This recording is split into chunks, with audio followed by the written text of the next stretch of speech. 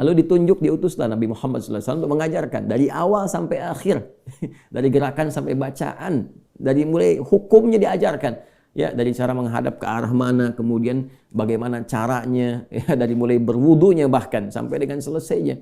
Ya, ini menunjukkan bahwa risalah agama ini benar. Nggak mungkin kan diada-adakan demikian, gimana cara bisa merekayasa seperti itu terjadi, nggak mungkin. Ya, ini dari awal sampai akhir dan nggak ada kreativitas di situ, nggak ada kreativitas dan semua sama. Ya, orang Arab demikian, yang bukan Arab demikian. Ya, jadi nggak ada ceritanya misalnya di Arab pakai bahasa Arab, di Indonesia pakai bahasa Indonesia.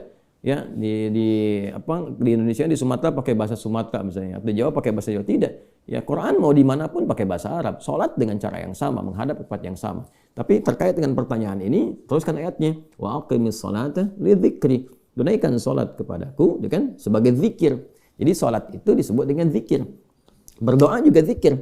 Ya, doa juga zikir. Quran surah ke-7 ayat 205. Wadhkur rabbaka fi nafsika tadarruan wa khifatan wa dunal jahri minal qaul, dan berzikirlah, berdoalah maksudnya. Zikir ini doa. Ya, berdoalah, mohon dengan sepenuh jiwamu, dengan ketenangan, gitu kan, mintakan kepada Allah dengan penuh ketenangan. Dan mohon dengan kekhusyuan, mohon dengan penuh harap supaya dikabulkan. Nah, silakan cek, bukankah saat berdoa itu ada ketenangan? Anda punya masalah, alih-alih Anda curhat di media sosial, gitu kan? Nah, kemudian Anda arahkan untuk berdoa dengan cara yang benar, Anda ke kiblat, wudu, minta dengan khusyuk. Bukankah saat berdoa tenang? Ya kan? Bukankah saat sholat itu Anda lebih tenang? Ya kan? Bukankah saat Anda baca Quran lebih tenang? Nah, baca Quran itu disebut dengan zikir, karena Qurannya disebut zikir.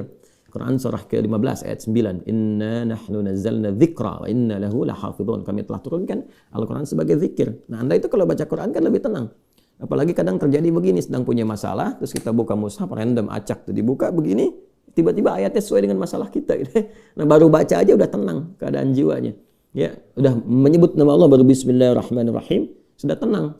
Ya, Quran surah ke-8 ayat kedua, innamal mu'minuna alladzina idza dzukirallahu wajilat qulubuhum wa idza tuliyat 'alaihim ayatuhu zadatuhum imanan wa 'ala rabbihim yatawakkalun. Ciri orang beriman itu kalau disebutkan nama Allah ada getaran konfirmasi di jiwanya, dan kalau dibacakan kepada ayat-ayat Allah bertambah keimanan. Iman itu kan sumber ketenangan. Ya, makanya iman itu berasal dari kata al-aman. Ulaika lahumul amnu, kan? Ya, alladzina amanu wa lam yalbisu imanahum bidzulmin, ya ulaika lahumul amnu. Orang-orang yang beriman itu kata Al-Qur'an, dan kalau imannya benar, maka akan mendapatkan ketenangan dalam jiwanya. Nah, ini kalau dibacakan Quran ada ketenangan dalam diri kita. Kita dengar orang lain baca Quran aja udah tenang, apalagi kita baca sendiri, kan? Apalagi misalnya zikir. Ya, zikir. Pasca salat kita berzikir, kan, amalannya disebut zikir, itu membuat kita tenang. Subhanallah, alhamdulillah, Allahumma antas salam, istighfar. Quran surah ke-4 An-Nisa ayat 103. Fa idza qadaytumus salata fadhkurullaha qiyaman wa qu'udan wa 'ala junubikum.